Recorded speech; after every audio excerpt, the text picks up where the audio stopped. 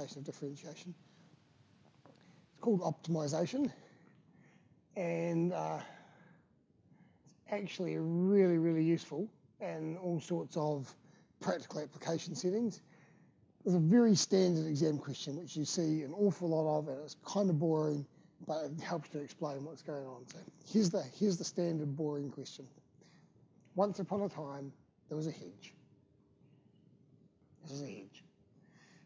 And there was a farmer who wanted to make a field, and he has 300 metres of fencing, which he's going to put against the hedge to make a field to keep his goat or sheep or whatever it is that the farmer had. That's actually irrelevant. It doesn't matter what sort of animal it is. The key thing here is that we're going to use 300 metres of fencing, and obviously the farmer wants to have as big a field as possible. So he's got a choice. He can make a real long, narrow field or a wide, short field. Which shape of field gives him the best area for his fencing? So the idea is maximise the area. Okay, so that's the question, and it's a very standard question. You'll see it in all sorts of different formats, but it gets the ideas across. And basically, the way to do this is a nice step-by-step process that we can follow, and we'll use the step-by-step process for this question, and then we'll use the same step-by-step process for a slightly more realistic type question. So step number one is usually draw a diagram. Really, really helpful. If you can just sketch out what's happening, it really does help you to get a handle on what's going on. And when you draw a diagram, it's also quite handy, I guess, to define variables. So at this point you want to say, rather than talking about this thing and that thing, just give them some letters. So let's call them X and Y. Okay, so that's just gives us something to talk about. So step one, draw a diagram and define your variables. Step two, write an expression for the thing to maximize or minimize. So what is it that you're trying to maximize or minimize? And you need to write an expression for that.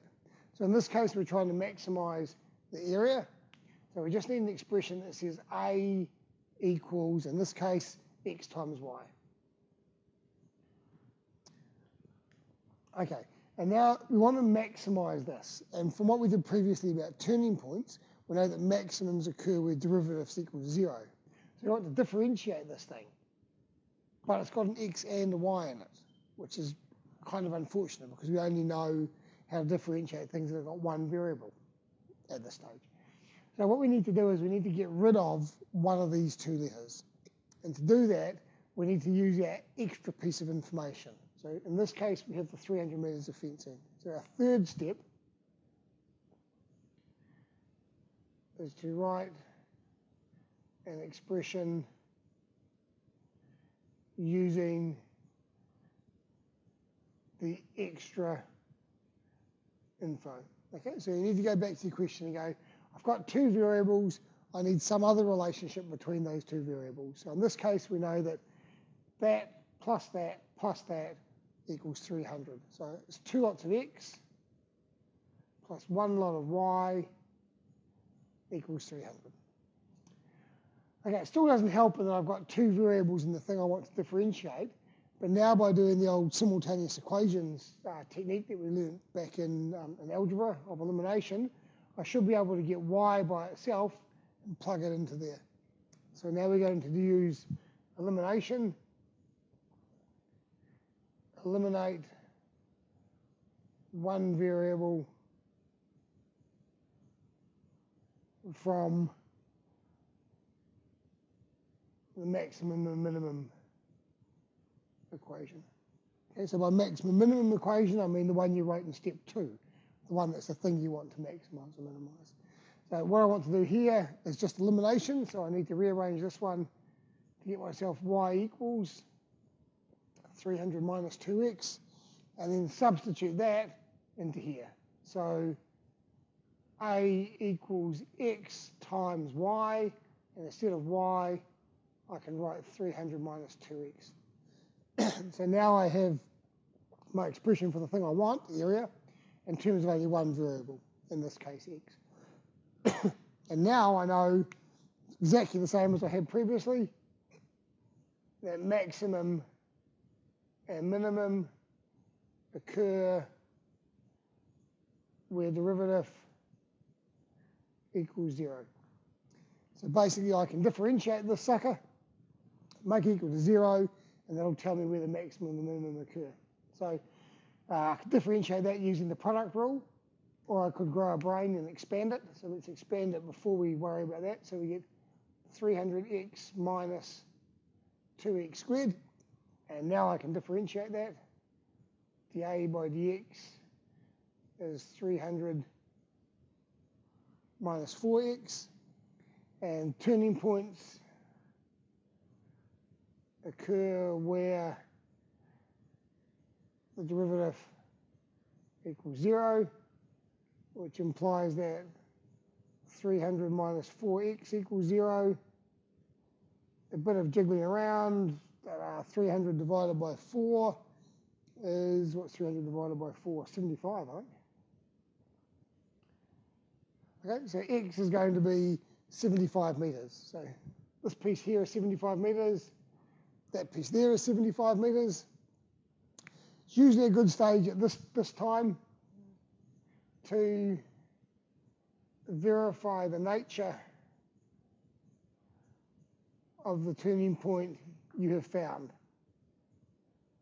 So have I found a maximum or a minimum? It'd be embarrassing if I'd found the minimum and the farmer was trying to make the maximum fence. And I said to him, go and build your fence 75 meters long, and he didn't. It turned out to be the minimum area. That would be useless. So you want to make sure it's a maximum.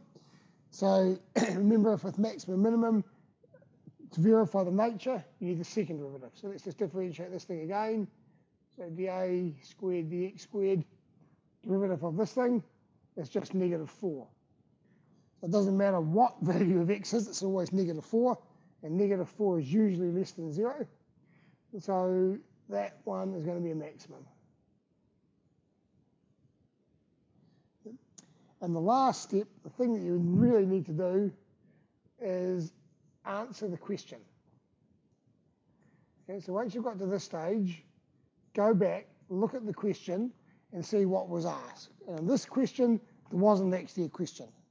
So I haven't got a question to answer. But usually in an exam, it'll say something like, what size should the various sides be? So how long should the fence be? Or it might say, what is the maximum area you could find? In which case you'd need to put your x value back into your equation and figure out what the actual area is. So when you think you've finished, go back and look at the question that was asked and check that you've actually answered it rather than you've just gone through and done the math. But this is a very, very standard approach. Get your variables sorted out, the expression for the thing you're trying to maximize or minimize. If it's got two variables, you need the extra piece of information, which you can then use to eliminate one of the variables, differentiate, make the derivative equal to 0, figure out your answer. Second derivative, check whether what you found is a maximum or a minimum, and answer the question. Nice step-by-step process that works each time. Good luck.